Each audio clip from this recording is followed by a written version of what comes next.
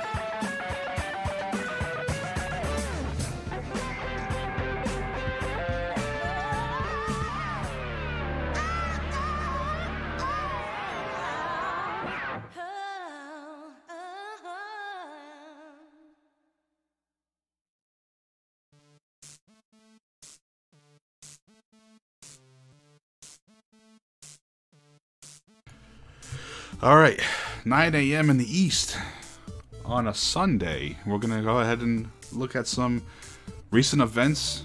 Again, this is the test show, so I don't have a whole lot set up. I only set it up in a couple of hours, so bear with me as we go through this. First things first, it's unfortunate that, hold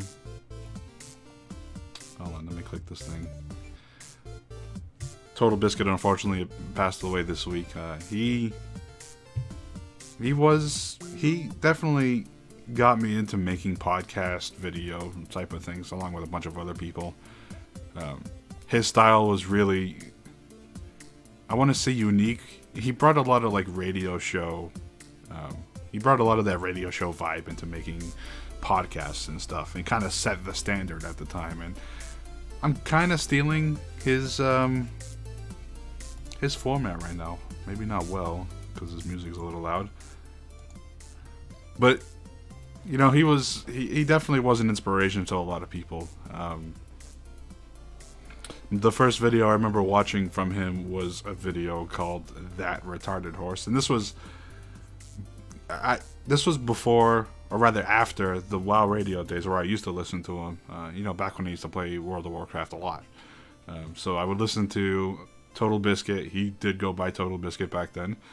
Octail and Hordak and a couple of other people I just can't remember, but there was a lot of people back then that was part of his group there, the WoW Radio. The first video I remember watching after that was something called That Retarded Horse, and we'll watch it because it's only like a minute long. Let's mute this for a second and go into That Retarded Horse. Just listen to all the energy he has in this video. It's kind of amazing. Yes, indeed, folks. Blizzard have answered your prayers. Gear score is a thing of the past, thanks to the new, innovative way to tell at a glance whether or not a player should be part of your raid group. Introducing TRH, short for That Retarded Horse. That Retarded Horse is the ideal way to quickly determine who shouldn't be in your group, with no mods required. Simply use your eyes. These are usually located in the front of your face. Direct your eyes at your game screen and observe the prospective player. Is he sitting on a dumb-looking and So, back in these days, it wasn't a thing that Blizzard had started doing it. They hadn't started selling mounts on their website yet. And when they started doing it, you had to wait in a queue of hundreds to buy it. And I think it was like $20 or something like that. I don't remember. But you can still buy it. And it's 15 now, I think. If I remember correctly, it all goes to charity or something like that. I don't know. But you can actually buy mounts still. It just wasn't the smart thing to do, because at the time you can get a pretty similar looking mount, albeit maybe a different color. let's go back to the video. Practical horse that he bought with real money, a reskin that he willingly sat in a queue for hours in order to purchase with actual cash? If yes, then there is no need to invite that player. That retarded horse will tell you all you need to know about potential pug members in an incredibly efficient manner. It's perfect for raid leaders, puggers, and even guild masters. Does a guildie have that retarded horse? Then bust him down to bencher, sonny. Want to get back into drama llama within your guild? Tell his wife/girlfriend, okay, who am I kidding? Mother, sister, friends, about how he spent real money on that retarded horse. Yeah, at the time it seemed like a cash grab coming from Blizzard to sell mounts and stuff like this instead of being able to just get it. But this was a recolor of a recolor that you can get from destroying Algalon in Ulduar. Is that right? Ulduar? That sounds about right. So you used to be able to get this mount from Ulduar if you were like the first person to kill them or something like that. I unfortunately was not part of that group, but my guild was. And it kind of cheapened the fact that they got that server first achievement when everyone else started running around with a similar looking mount. So I was like, look how awesome I am for killing this boss and how much time it took and how much preparation it took. Oh, there's a guy with a very similar looking mount that just ran by who didn't go through all that work like I did. Sit back and watch the fireworks. It's astounding. It's amazing. It's best of all. Free to use with no downloads required. Ladies and gentlemen, celebrate. Dance on the rooftops for the age of TRH. That retarded horse has arrived. Gear score was a thing that was eventually added into the game. So gear score kind of runs everything now in World of Warcraft. So if you want to do a certain dungeon, you need to meet a certain gear score to do it. So you can't just go in like a fresh high-level character and just do the boss now. You can't do that anymore. You have to do quest grinding and bullshit like that to get into that dungeon. And I hate that.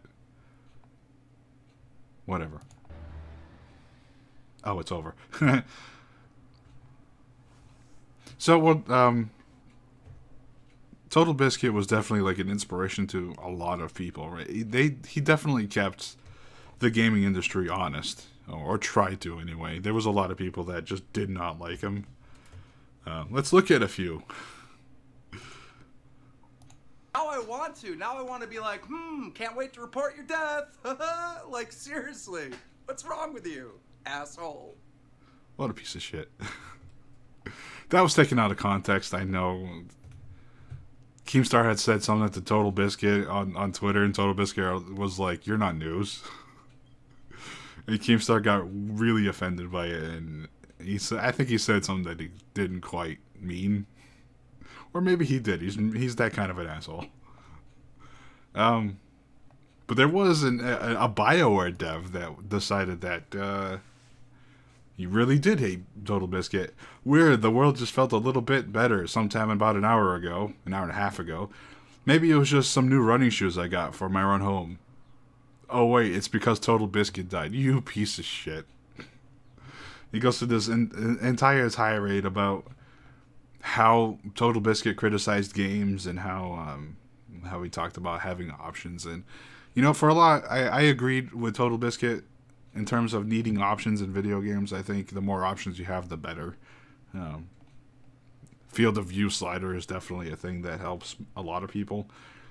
Too narrow of a field of view causes headaches to me and to a bunch of other people that I know of. So being able to widen that definitely helps. It also gives you a little bit of an advantage while playing the game because you have a wider field of view, and half of your screen isn't being blocked by your gun and whatever. Graphic sliders, the more the merrier. It was always great. But this guy just hated him. The two projects on Bioware that this guy was part of, I guess Total Biscuit really didn't like it for some reason. I'm gonna guess it was like Mass Effect and Andromeda, some stupid shit. And I'm saying this for myself, but I might as well be saying it for those who were and still could be Fuck that guy, 9 ways to Sunday, and good riddance to bad rubbish. And then, flying toaster off the top rope. You're a horrible human being. Yeah. Dude, you suck. And I forgot to put the music back in. Hold on. Hey, there you go. I don't know, man. Total Biscuit was definitely an inspiration to a lot of people, but he really did rub a lot of people the wrong way too. But that's what happens when you're just brutally honest with people, and you know, I totally commend him for that. He was the man. Enough about Total Biscuit, Wild Radio, and haters. Let's talk about Twitter and YouTube, but mostly YouTube. YouTube, for some reason, has decided that they kind of want to do this thing where they personalize, quote unquote, personalize your subscription feed. They want to curate it so that they can, I guess, based on what you like, they kind of tell you what it kind of turns into the recommended feed for your subscription. And I think it's really dumb because you have control over your subscription feed, right? You control who you want to subscribe to or not. So why do we need this redundant system? I'd rather have it in chronological order like this guy does. Goddamn trucks. Just to read what they said, just to clarify, we are experimenting with how to show content in the subfeeds. We find that some viewers are able to much more easily find the videos they want to watch when we order the subfeeds in a personalized order versus always showing the most recent video first. The problem is, I have control over my subfeed, like I said. So if I don't want to watch some people, I stop following them. People stop following me every day because I probably don't put out enough content, or I put out content they don't like. And that's fine. I fully expect 90% of the YouTube user base to do this.